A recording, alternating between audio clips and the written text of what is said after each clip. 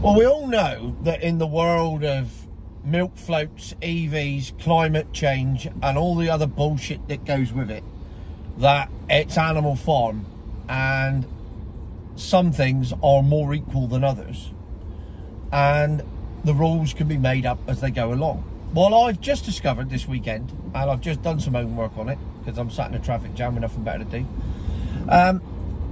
that it's certainly true in the case of my good friend, the hybrid car.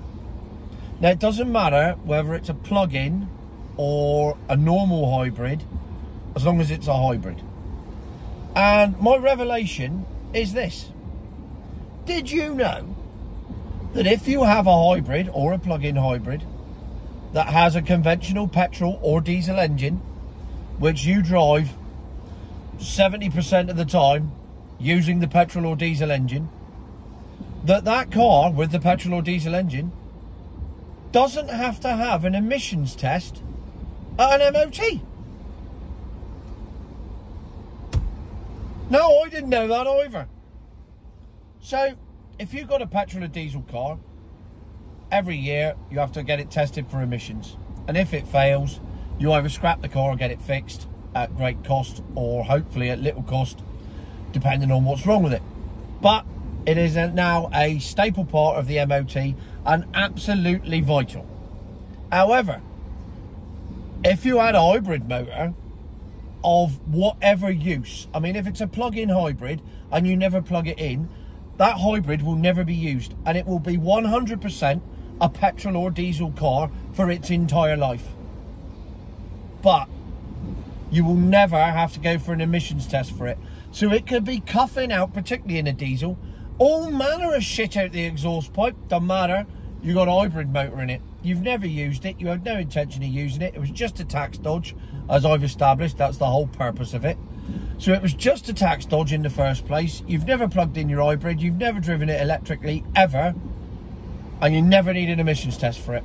That engine can go on cuffing it out for years. Well, how's that working? Come on, somebody educate me as to how a petrol or diesel engine that's got a bit of battery attached to it that doesn't actually drive the car if you don't plug it in, and 90% of people don't plug it in, so it never gets used. So how are those petrol and diesel engines different to the petrol and diesel engines that are in exactly the same car and it's exactly the same engine, but it doesn't have the hybrid bit attached to it? They need emissions tests after 3 years, and then every year after that. As I said, it's Animal Farm. Some engines are more equal than others. I mean, that's just mental. So I looked it up, and somebody's done a study on it. And apparently, your average petrol or diesel car will kick out 40 tons of CO2 in its lifetime. I've got no interest in whether that's accurate or not, because I think it's all bullshit anyway. So, but apparently it kicks out 40 tons. Now, your normal hybrid, your Toyota Prius, that'll kick out 33 tons. So you've saved 7 tons of CO2.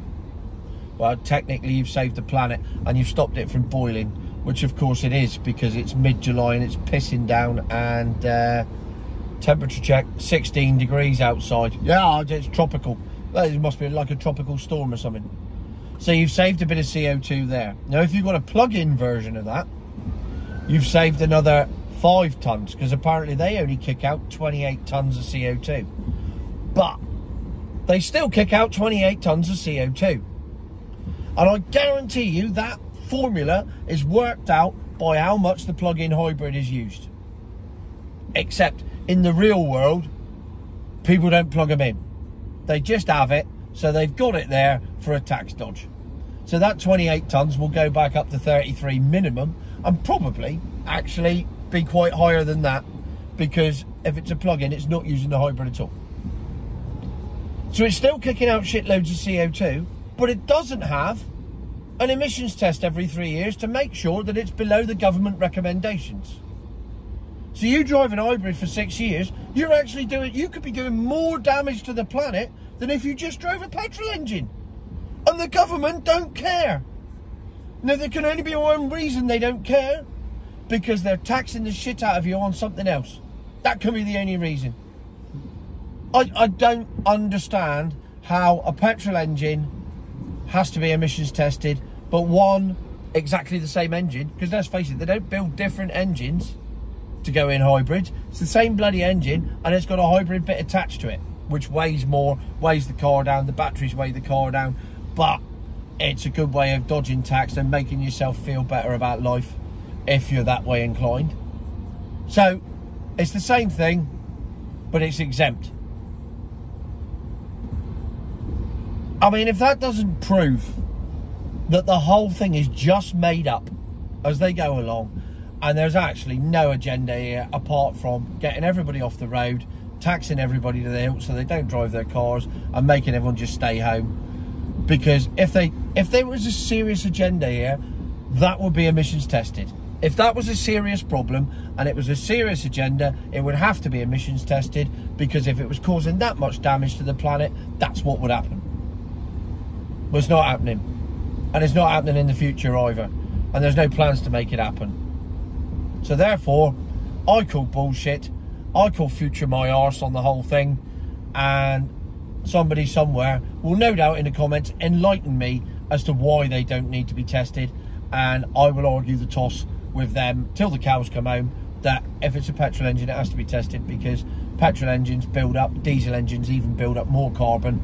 And of all the MOTs that I've had done over the past, let's go the past 4 years, I reckon I've MOT'd about 200 cars.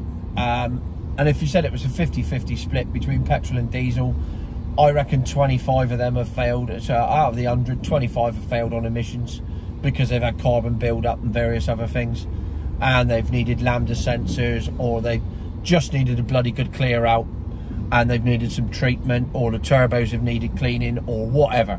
But whatever it is, it needs doing to get through the emissions test. And you're telling me that as long as I strap a sewing machine engine to it and a long extension lead, that doesn't need to happen anymore, and the emissions don't matter? Bollocks. Future my arse.